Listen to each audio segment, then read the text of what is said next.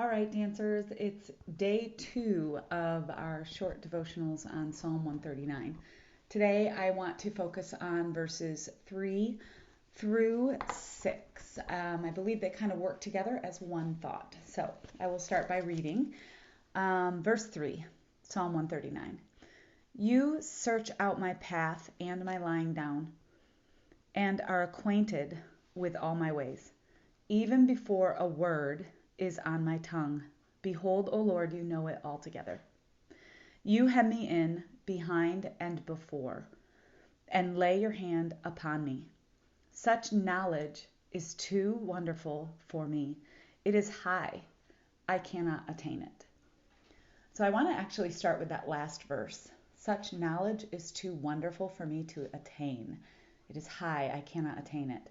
And I think, dancers, this is a profound thought that I want you to have today, that the Lord thinks of you today. He is loving on you. He is hemming you in. And it is such a piece of information that we cannot comprehend it, partly because as humans, we don't do this ourselves. We love many people. I love my children. I love my husband.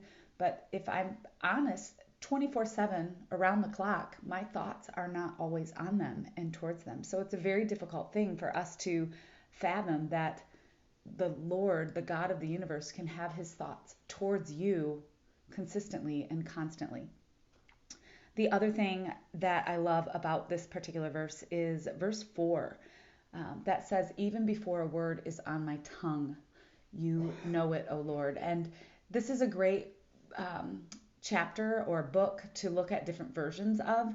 The Amplified Standard, the AMP. There are some pretty awesome word changes here, and I think there's power in reading in different translations. But this idea that even before a word is on my tongue, in other words, the words start in our heads, and the words begin in our mind, and that's where it starts, and then it goes on to our tongue, and then we actually speak it. And this is powerful because, wow, as a dancer, it is very easy to have a lot of words in your head about yourself or about an instructor or about a peer, and it's in your head, and then what do you do with it? Does it actually come out? And the peace behind this is that the Lord knows it. He sees, and he is not condemning. He is not judging you, which is an easy thing for us to feel as dancers, but he is present for you. And that is where I love the verse, you hem me in behind and before.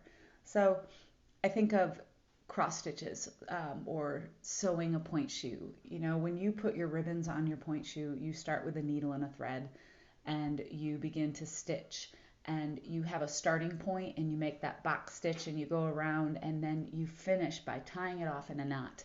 And you know that if you don't tie off a thread, and if you don't have that solid beginning and ending, that it will just unravel over time. And to know that the Lord, a little bit like with your point shoes, he is hemming you in from the beginning of your day to the end of your day, consistently, day after day after day. So I want to leave you with this encouragement today, and I want to ask that you consider today and become increasingly aware of the thoughts in your head before they come to your tongue. And when they come, I want to ask you today to step a bit further and remember the word, he hems me in. To practice saying to yourself, he has hemmed me in, behind and before. He knows me. He has hemmed me in. Have a great day, dancers.